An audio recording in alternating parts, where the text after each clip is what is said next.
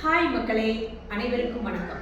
இன்னைக்கு நான் உங்ககிட்ட பதிவிட போற கருத்து என்ன அப்படின்னு சொன்னா, மனம் அப்படிங்கிற ஒரு அழகிய கோயிலை பத்தி தான். ஸோ எப்பவெல்லாம் நம்மளுடைய மனசை நம்ம புரட்சிகரமா வச்சுக்கிறோமோ அப்பெல்லாம் நம்மளால வாழ்க்கையில மிகப்பெரிய அற்புதங்களை நிகழ்த்த முடியும். ஸோ அற்புதம் அப்படிங்கிறதுக்கு எவ்வளோ பெரிய ஒரு அர்த்தம் இருக்கு தெரியுமா? நம்ம ஒரு ஃபங்க்ஷன் போறோம், அந்த ஃபங்க்ஷன் ரொம்ப நல்லா இருந்ததுன்னா என்ன சொல்லுவோம்? நல்லா இருந்துச்சு இன்னைக்கு இந்த ஃபங்க்ஷன் சொல்லுவோம்.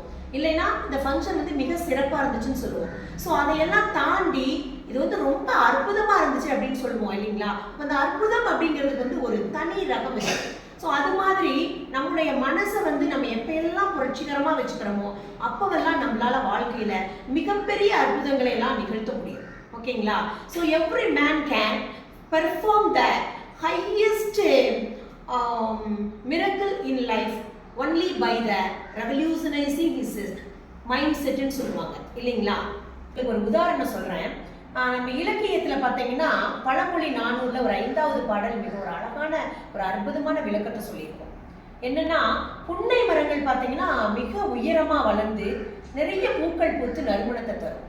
ஸோ இந்த புன்னை மரங்கள் இருக்கக்கூடிய அந்த ஆற்றங்கரை ஓரத்திலே பார்த்தீங்கன்னா நாற்றத்தை உண்டு பண்ணக்கூடிய, அதாவது மீன்கள் எப்போ பார்த்தாலும் அந்த புலால் நாற்றத்தை உண்டு பண்ணி கொண்டே இருக்குமா.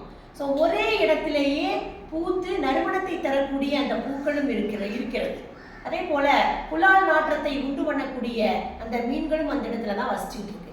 இதே போல தான் பார்த்தீங்கன்னா ஒரு ஊரில் பார்த்தீங்கன்னா நல்லவர்களும் இருப்பார்கள், தீய சக்திகளை உடையவர்களும் இருப்பாங்க.